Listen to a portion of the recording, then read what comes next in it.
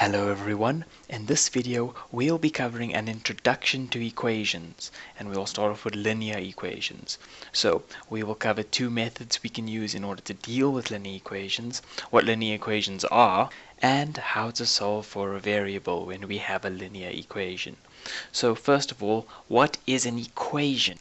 So an equation is something we have where we have an equals in the middle, and we have terms on the left and terms on the right. So things you may have dealt with before where they didn't have equal signs inside the actual question, those would be expressions. Now we have equations, so we have things on the left of the equal sign and we have things on the right of the equal sign. And what that means is the stuff on the left is equal to the stuff on the right, so they are the same thing, and that is very important. So let's look at two methods we can use to deal with an equation. So the first method we are going to be using in order to deal with our linear equations is that we can add or subtract the same number from both sides of the equation. So think about an equation here, right? Both sides are equal. So let's say this is a bag of apples and this is a bag of apples. If I add 2 apples to both of those bags, they still have the same number of apples. So we can add or subtract from both sides and we will still have them equal. Now the second method we are going to be using is that we can multiply or divide the same number from both sides. So again, if I had 2 bags of apples, if I take half of the apples out from both bags, I will still have the same number of apples. So timesing and dividing, they change the number of apples, but they still equal, and that's the only important thing in the equation. They must be equal. And as long as they stay equal, we have not cheated. So let's now look at a linear equation. Let's look at a plus 2b is equal to c minus 3b. So this is a linear equation, and how I know it's a linear equation, because none of these letters are squared or cubed or rooted or any other weird thing. They all have exponents of 1. And if they have exponents of 1, that makes it a linear equation. So the instruction for this linear equation is to solve for a. Now, to solve an equation, what we need to do is to get the letter we are solving for, or variable we're solving for, on one side of the equation, all by itself, and everything else on the other side of the equation. So, I want to get this a all by itself on this side of the equation, so I need to get rid of this plus 2b. So I want this plus 2b to go away, maybe come to this side. So, how am I going to get rid of this plus 2b? It's a plus 2b, so I'm going to use the first method that we learned. That's I can add or subtract anything from both sides, as long as it's the same of both sides. So I'm going to subtract this plus 2b by minusing 2b on this side, and I'm going to minus 2b on this side. So that will give me a is equal to c minus 3b minus 2b. Now when you're writing a linear equation, you wouldn't leave a gap like this, but I'm leaving that gap so that you can see the spaces where things went missing. So we do not need to show this step over here. We can actually see from here to here what has changed. I had a plus 2b on this side, and if I take it to the other side, it becomes a minus 2b. So what we are doing is that we are subtracting away the 2b, but what it looks like, and what we can just show, is that if I take something across the equal sign, it changes sign. So if I took this plus 2b over here, across to this side, it becomes a minus 2b. And that's how we're going to be doing it. We don't need to show the subtraction step. And now before we are finished, we see that we have b's here and we have b's here. So if we say minus 3b minus 2b, that'll give me minus 5b. So we get a is equal to c minus 5b. And here we have solved for a because there are only a's on the left hand side and it's only an a on the left hand side. So there are no a's on this side and there's nothing but an a on this side. So we are done with solving this equation. Now let's look at an equation where we have to use method 2. Let's look at the same equation again. Now I'm not going to solve for a this time. This time I'm going to solve for b. So I want to get b all by itself with no b's on the other side. So what I'm going to do, I could take this 3b that way, or I could take this 2b this way.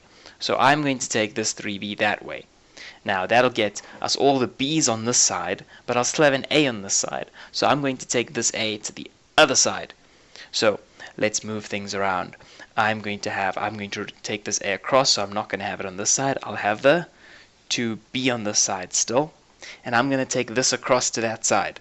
So it's a minus 3b here, so I'm adding 3b to both sides, so minus 3b plus 3b goes away, and the other side gets a plus 3b.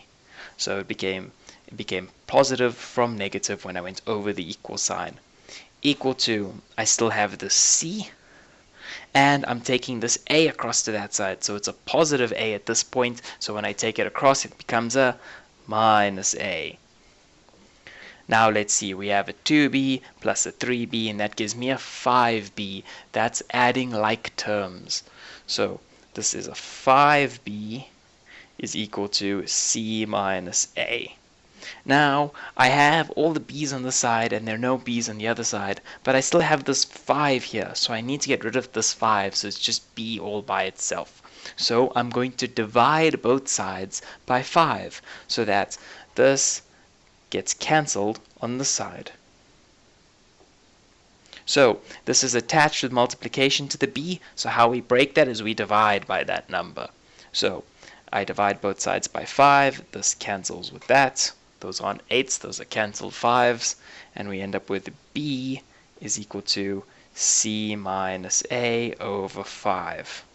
And that is the solution. So we got all the b's over to one side and everything else to the other side, and we made sure it's alone by dividing away the 5. Now let's look at a little bit more tricky of an example. Let's look at 3b is equal to 2 over a minus c. Now I've solved for a and I've solved for b, so let's solve for c this time. Okay, but this c is over here, so I need to get this alone, but it looks very far from being alone at this point. So now I can see it's in the denominator. Now I want to bring it to the numerators, so I don't want anything to be in the denominator that I'm working with. So what I'm going to do is I'm going to multiply both sides by a minus c. Now what that'll do is if I times this side by a minus c, these a minus c's will cancel and it'll be gone from the bottom, and we will end up with an a minus c on this side. And we'll have nothing in the denominator, and then c will be a lot easier to isolate. So let's do that. Multiply both sides by a minus c. So this side becomes 3b as we had before, times by a minus c. And this side, the a minus c's cancel, and we end up with 2. Now I still need to get c alone, but it's still being multiplied by this 3b. So what I'm going to do is I'm going to multiply this 3b into the brackets, so then I will have an equation like I had in the second example we had. So I'm going to multiply this 3b in here, so I multiply it like this. 3b times a gives me 3ab. 3b times minus c gives me minus 3bc equal to 2. Now what I can do, I can take this across to the other side because I want everything with c's on one side and everything else on the other side when solving a linear equation. That's important.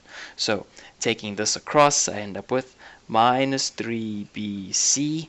From here, this didn't move, and this moves across. It's a positive here. If I take it across to the other side, it becomes a negative, so we still have this 2. Minus 3ab. Okay, and now we have c as only one term here.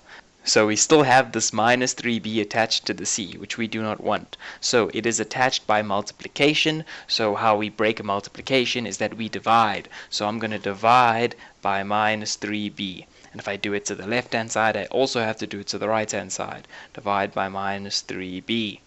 And these will all cancel. And I will end up with c is equal to 2 minus 3ab all over minus 3b.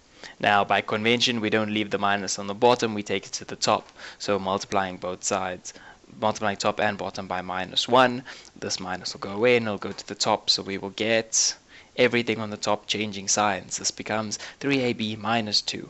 So you get this, and all this is taking the negative to the top. And we are done.